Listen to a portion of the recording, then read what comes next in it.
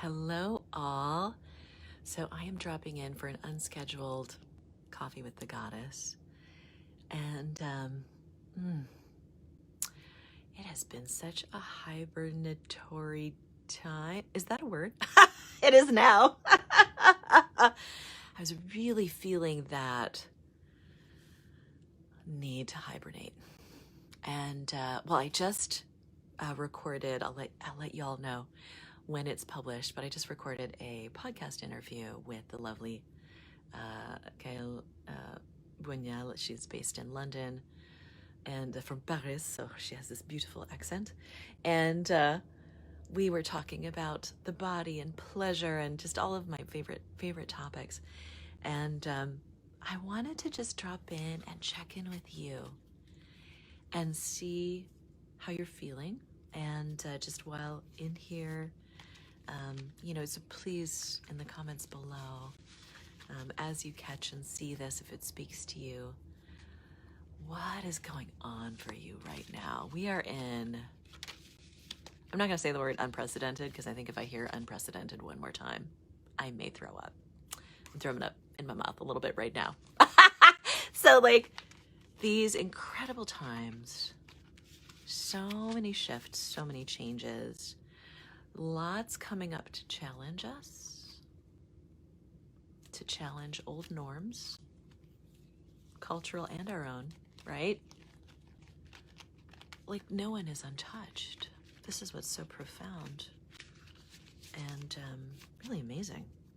Amazing. So I would love to know what's going on for you, where you could use support, where you're feeling inspired, what is energizing you? What is doing the opposite of energizing you right now? All of those things. And in the meantime, I'll offer up this a little pearl. Let me just tune in with the energies around. What do we need right now? Who can we call on for support? Okay.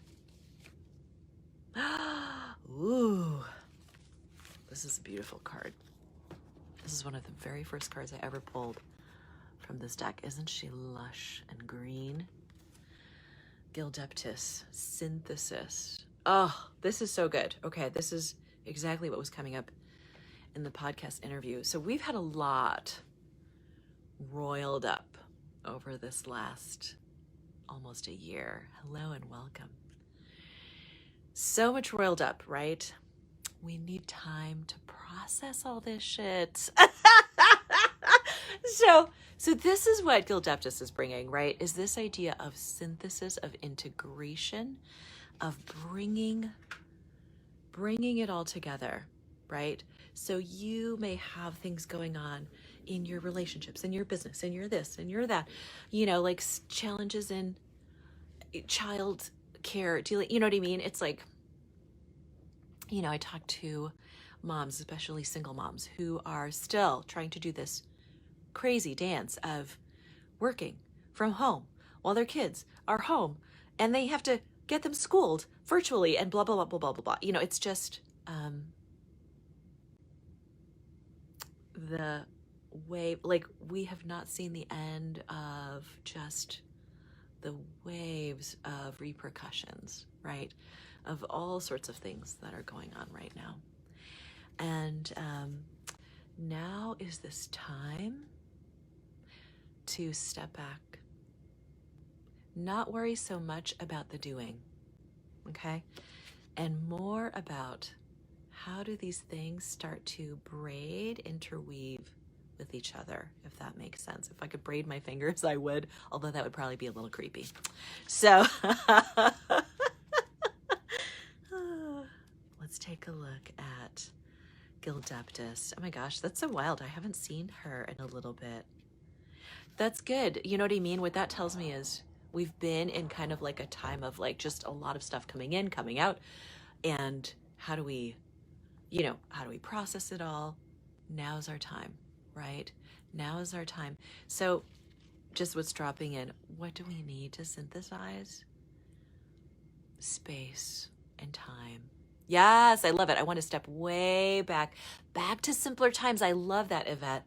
That's so great. It's really like, yes, this is exactly what came up in the interview as well, is that it's actually so simple, right? Like it seems so complicated and we want to believe because it makes us feel more significant to believe that we are just complex, highly sophisticated creatures. And we are. And very often the solutions are so simple, almost like, really? Like I just need to take a nap? Are you serious? I just need to go for a walk outside. Like I know, like just a few minutes ago, it was like snowing beautifully outside my window, right?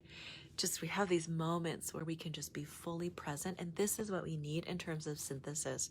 And it's not even like, and I would even go so far as to say this, like, don't go into meditation with this idea of like, now I shall synthesize everything that I have been learning.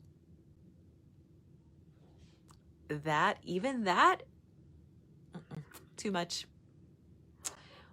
What will synthesize this is to just sit back, let your inner knowing go to work. Let the recalibration that is happening. Our nervous, I don't know if you've been feeling it, but I definitely have. Our nervous systems are being recalibrated right now. Like for real. This is why, like, escalating levels of just stuff, right? And if you are an empath at all, if you're an intuitive at all, you are processing, let me assure you, if you're feeling exhausted, you are not alone, right? You are processing a lot of energy. And even if you don't identify as an empath, you may be and many of us are, right? As women, many of us moms, like we are like we do the emotional work of our households. Like anyone else, right? And so you are processing energy, not just for yourself, but for your family, for your community, for the collective. And like the more kind of like more conscious, empathic, intuitive you are, the more of the collective you're processing. All right. So, and you know where you are on that path, right? Yvette's piping in. I can't keep sitting back though. So much to do. I must move forward. Yes. Okay. I love this so much because this is the part that feels counterintuitive. Is that, oh my gosh, there's so much to do. There's so much to do. What are you telling me, Charisse? I need to meditate? Are you serious? I don't have 15 minutes to meditate. The truth is you do, because we're binge watching Netflix as well. So we got 15 minutes to meditate. And what I mean by meditate is however that fits for you, right? For some people, it's going to be transcendental meditation, others guided meditation, others just being quiet and breathing for a few minutes and just allowing your nervous system to do what it's designed to do, which is process the energy and integrate it. Okay. I'm just going to like take a look at Gildeptis just to give you a little background. So who is this goddess? Her name means lady hanging hair, and she is the forest goddess of the Tlingit and Haida people of Northwest North America. To her people, she was the mossy hanging branches of cedar. When her people were threatened by the destructive whirlpool, which ate seafaring ships, she called all the natural powers of the coast together and prepared for them a sumptuous feast. Delighted with the feast, they all agreed to work with her. Thus, Gildeptis was able to synthesize their energies and change the whirlpool into a river. Robin is saying, yes, my nervous system has been in overdrive. Girl, all of us. And if you're not, like, you may just not be aware of it. It may be manifesting in some other way, like, oh my gosh, suddenly I'm eating everything in my house and I can't stop. Or like, I just have this like, or I'm doing escapist things. Like I know when I'm like downloading games on my phone and like obsessing about these little games, I'm like, what am I escaping from? It's okay. It's like all this energy that's coming in. right? But there's something really key in this story from Gildeptis that I want to bring to the fore. And it's this idea around she creates a feast. So here there's this situation where ships are literally being swallowed by this whirlpool and da da da, and instead of like going in and fighting the whirlpool, right? Because that's our brain response is like, I've got to fight this thing, all this energy's coming in, I've just got to fight it. Oh, I've got to put up the shield. I've got to like, and I'm not saying to like set aside your warrior stuff, right? We are warriors, we're love warriors, okay? However, this is really interesting. And this is what I'm getting from this story. And you can certainly, I'd love your feedback. Is like, it may seem counterintuitive what will actually work. So instead of going in and like fighting the whirlpool, she creates this feast and she brings everyone together. And by like eating together, enjoying this food, this is how they come to agreement. Oh my gosh.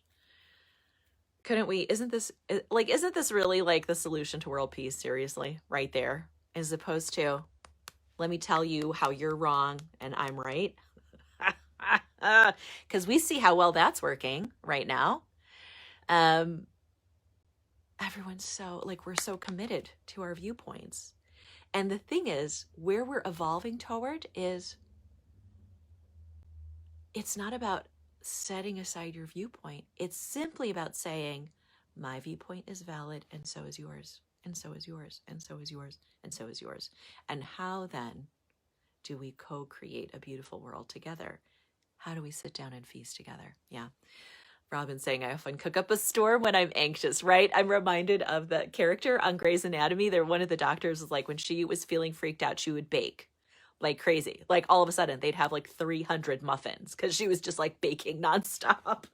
So we all have these things that we'll do, where it's just like, I have to do something with the nervous energy. And that's a good thing. Like, yes. And then like, notice that you're doing it. Like, okay, cool. I'm processing all this nervous energy. What is a more sustainable way, right? For me, it's like the escaping through the games is not sustainable. The binge watching Netflix, right? It's like, yeah. And, it's not the lifestyle that I necessarily want, right? But this idea of, where can you bring pleasure and where can you bring community and connection into your life to soothe the whirlpool of energy? Okay. Ooh, I'm getting chills because it's like, that's what's happening right now, right? We've got whirlpools that are eating our ships right now. Yeah. And whatever that looks like for you, because each of us, my gosh, I don't even want to give energy to any particular thing, but there is, for every one of us, there are different things that are coming to the surface right now of like, that are triggering, that are things that we're passionate about changing, that we're passionate about not seeing changed, right? Whatever that looks like for you. What's common across us is that however we feel and however our opinions are, we're all having this common experience of, the being roiled up, how to bridge the gap between two disparate groups at that metaphorical feast when we don't agree on facts. I love it. Ha! Ha! The message I'm getting to that is like, facts are sometimes a matter of opinion, right? I mean, we know this scientifically. If a scientist goes into a study and says, this is what I'm trying to prove, they will prove that, whatever their intention is. So I think it's almost this matter of agreeing that we see the facts differently, that your truth may be different from my truth. And also, how do we move forward? How do we cooperate, collaborate, co-create, and say there's space for you, there's space for me, right? And I think this is the impasse where we find ourselves because, it's, when we're so right and justified in something, it's like, oh, Why can't they just stop doing their thing, and just agree with me already? Because I know I'm right. Right? Who has not been locked in this kind of disagreement? Yeah. And, oh, God, when their truth is white supremacy is good. Oh my gosh, Robin, I love you so much.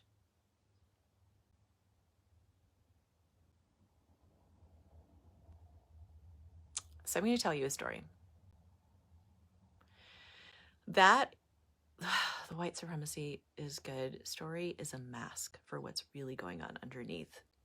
It's just expressing in that way. Because I had the same question for my guides. I was like, how can I possibly honor all perspectives when some of those perspectives are hateful? Now, here's the thing. Don't get me wrong. When I say all truths are valid, insofar as we are co-creating a sustainable world together. So that means not self-destructing, not destroying each other, like no harm, right? It's kind of like, I really think of like walking the red road, right? As natives say, is like finding that middle path so that everyone feels validated and also harm to none. Harm to none. Okay? Yeah. So I'm with you. I'm 100% with you. Like, so yes, like it's kind of like the difference between in anthropology, there's this concept of like cultural relativism versus taking a stand, right? So I'm not saying cultural relativism, everyone's right and it's okay to burn widows because that's what they're supposed to do at the end of their lives when their husbands die or whatever. You know what I mean? Like that was like sati, the practice of sati in India, which is very, very old and outdated. And, it's still practiced in some pockets, but very few. And, but that was like an example that used to come up of like, we can take a stand and say, straight up, that's wrong. Why? Because lives are being destroyed. What happened in that practice of sati, where women were, when they lost their husbands, or were expected to, in a fit of love and devotion to their past partner, throw themselves on the funeral pyre. And the thing was that because it was such a practice, it was like, if you didn't willingly go, you would just be thrown on the pyre, like to do the thing that you're supposed to do. I'm talking about another time here. Okay. And, but this is the thing, right? And so you have the cultural relativists would be like, well, that's another culture, genital mutilation. Yeah, that's really awful, but that's another culture and we've got to respect their culture. No, we can take a stand on that. We can say, yes, I respect that this is your culture. And I also don't think that it's right what you're doing. So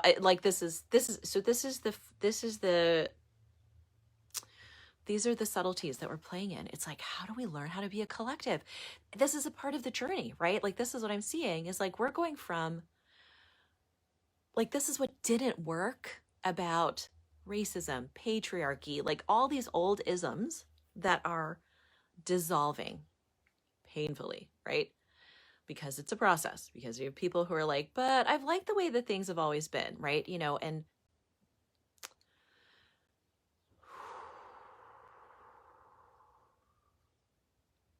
so this was the vision that was given to me. I went into meditation and I was like, what does that actually mean? To honor all perspectives. I definitely get it when it applies to me, right? Like, take my perspective as a woman of color seriously. Like, what the hell, right? Like, I want to be considered. So like, I get that part. But I was like, what does this mean? Really? And I may have, and part of me, you may have heard me tell this story before, but so I'm in this meditation and they give me this vision of sitting at this vast table, circular table, every perspective seated at this table, right? Because that's what it is. This is the universe, or not the universe. This is our collective consciousness. Is every of our individual consciousnesses, like at this table here on the planet, billions of people. We each have our own experience, our own perspective. And I was like, what does that mean? Just honoring all perspectives. And it was like they spun the table and it stopped, and sitting across from me, and I got chills, was like, I don't even know the right term, like the highest position that you can have in the Ku Klux Klan, like that kind of grandmaster. And they were like, it means seeing this person for who they truly are. And I was like, okay. So I sit for a moment and I look into his eyes. They're these like icy blue eyes, right? And I have to get past that initial sense of, you are so wrong. You are so freaking wrong, right? And get past that to say, what can I learn from you? And I'm looking into his blue eyes. And when I got past the hatred and the anger, right? Because they're just stories, right? What I started saying is that part of honoring all perspectives is recognizing that people are where they are on their path. Being able to witness that without judgment. Being able to see, okay, shit, they're still in their wound from this thing that happened, or they're really attached to a story. And to see that bigger picture and still be able to, and I'm not saying to like, okay, so now we're not going to do anything to help that person or move things forward, right? But what I was shown in that vision was, when I got past his anger and his hatred and all of that stuff, underneath all of that was a little boy who just wanted to say, hey, it's really important that we don't forget our past. Like, history's important. There are things that we can learn from and bring with us into the future. How that was translating with him was this kind of nostalgic attachment to structures that were destructive, but they are of our past. Does that make sense? And also a sense of what I really got from him was he wasn't listened to. Like, no one just listened to him say that message. So he just got angrier and angrier and angrier. And it just got layered with all this stuff.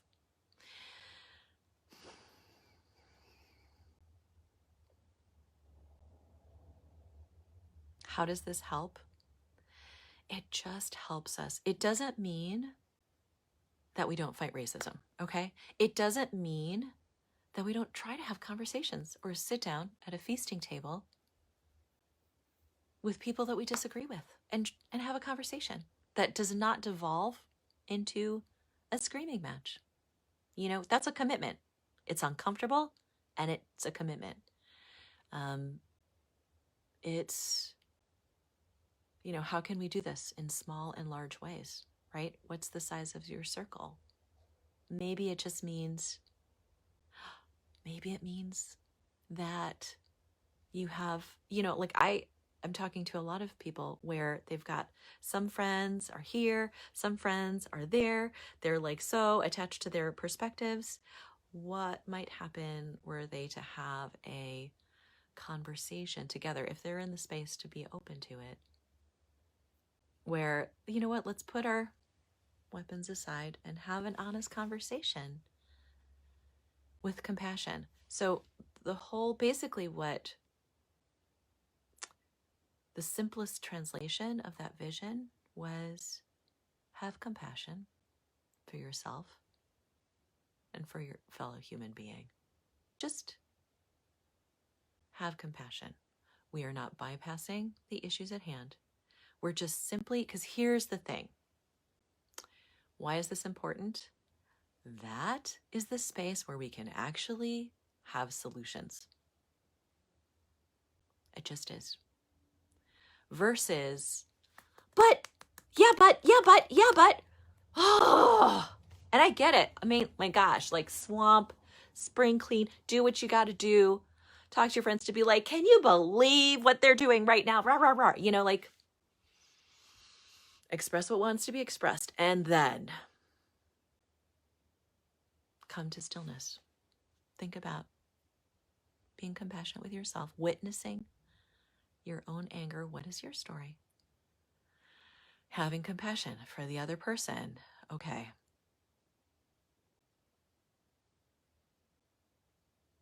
You know, it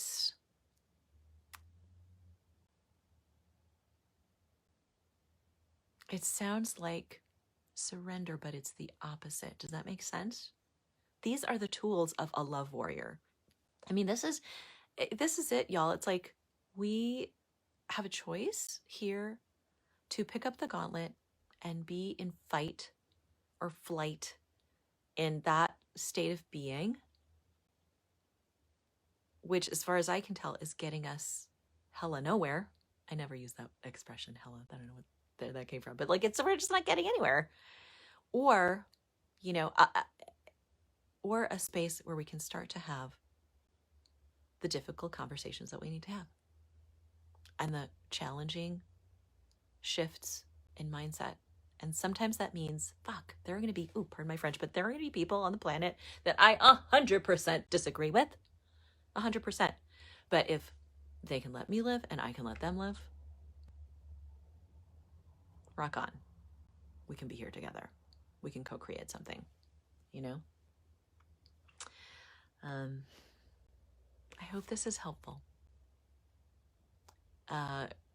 This is just like what I've been given, because how I've been able to stay sane is by continuing to see this bigger picture of where we are evolving as a collective and recognizing that we are all human and we are each on our own path.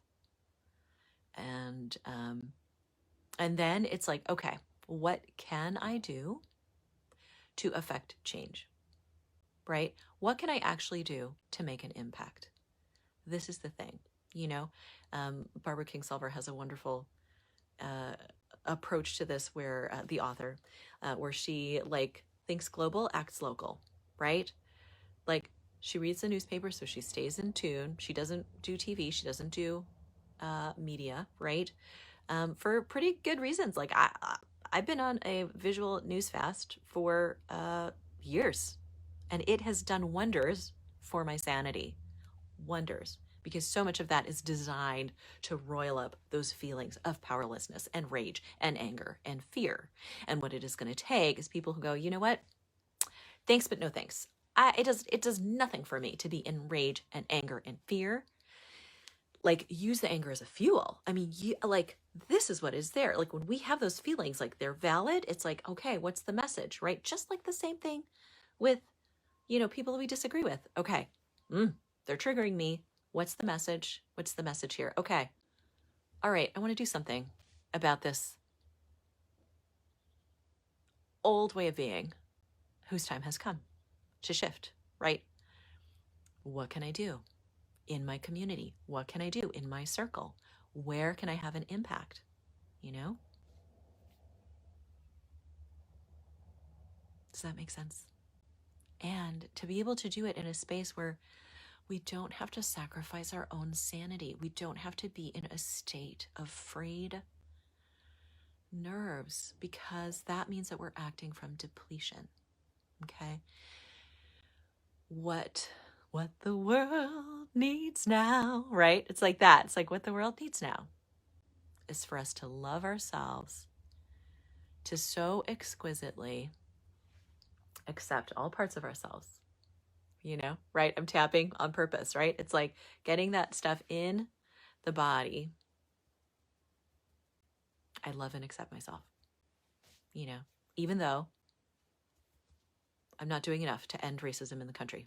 I love and accept myself, even though, right? All this stuff, just like come to peace in your body, in your soul, in your mind. And then what is that? Like, what is that next action practice that we can do? And it may be to sit in meditation, because we know, you know, and I know that can actually soothe our communities, because we are energetic beings. So that when we say, I'm going to take this moment to connect with my intuition and my guidance and just be peaceful, They've documented this. A group of people meditating, the crime rate goes down in the neighborhood. I kid you not, okay? Like, this is, there are so many things that we can do on small and large scales. And it may not always look like what you think it looks like. You know, you may get the message, oh, I really need to call someone today. And you call them. This is, it's not always what you think it is. Does that make sense? Is this helpful at all? Because this is something that I've been wrestling with as well. How can I have an impact? How can I spread more love and peace? And a sense that everything is okay. Everything is okay. Everything is going to be okay. Everything is okay.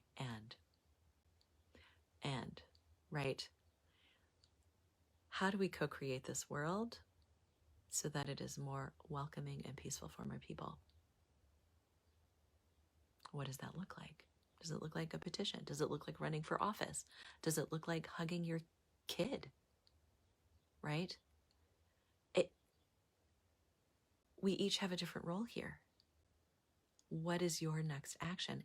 And you won't get it from being in that counter energy that I'm going to define myself as in opposition to, which is where a lot of what's happening in the world is. Because then we just recreate the same. Do you know what I mean? Like, even if you're like against something, you're helping to create it. This is going to sound like I'm not against racism. But this is what I mean. It's like this sense of stepping back from the fray, allowing ourselves the space to say, you know what? I'm not going to make the best decisions if I'm stressed out of my mind.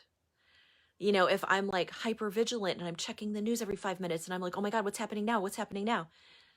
How is that a space, my love, where you can manifest the change that you want to see in the world, right?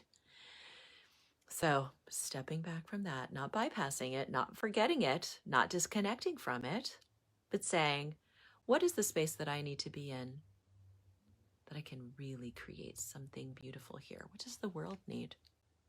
Maybe the world needs a meditation circle.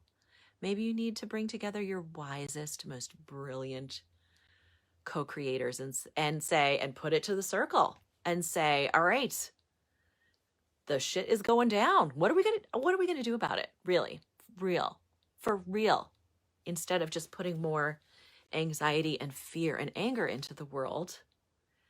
What can we actually really do? You know?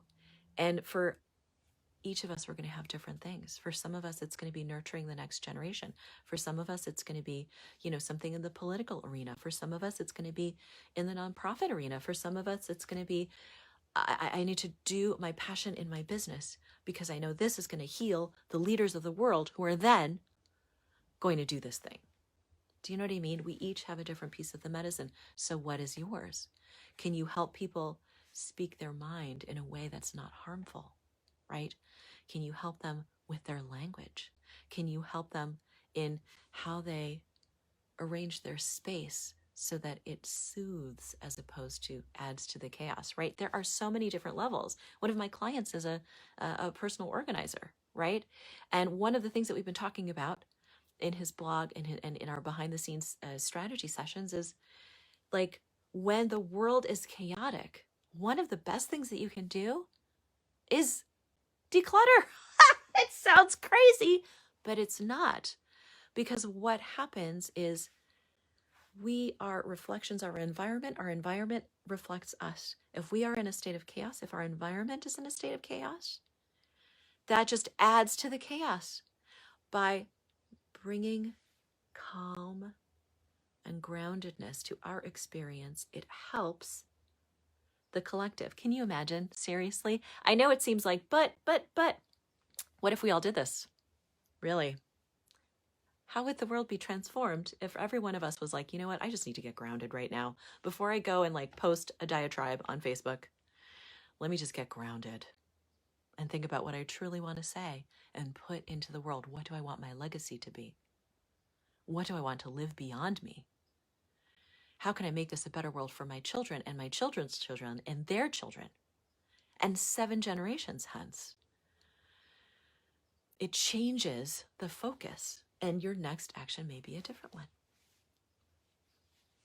You know, and yeah, are there going to be people who are like, not going to do that? Yes.